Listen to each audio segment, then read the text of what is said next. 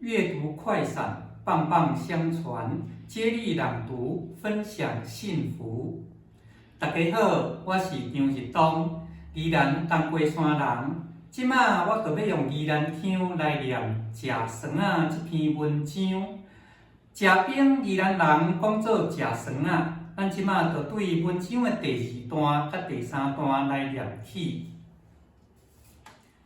讲到食酸仔，较早有人用脚踏车载鸡仔饼出来卖，手里拿一支摇盐仔，沿路哪摇哪念，囡仔人耳孔进来，听到声拢围活来。这时阵卖酸仔的，甲冰桶的塔仔掰开，一阵凉凉的白烟窜出来，看到喙烂水强要顶落来。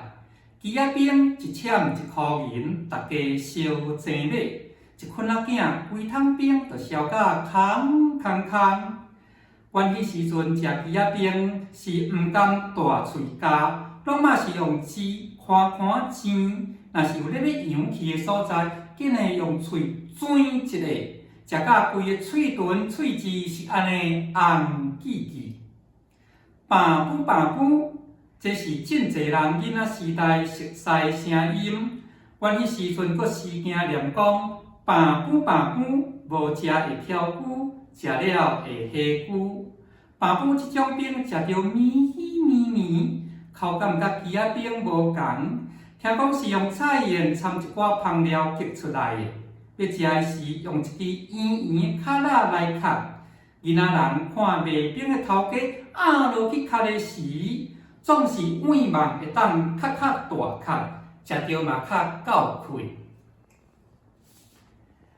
听日东念这篇食酸仔，毋知恁敢有软过时间的磅空来险青较早食酸仔的记忆？咱要来看这篇文章，上网拍食酸仔这3字，就随看会到。日东要招大家棒棒相传，传承祖先古话语，聚集文化新台湾，大家做伙来念水气的台语。多谢。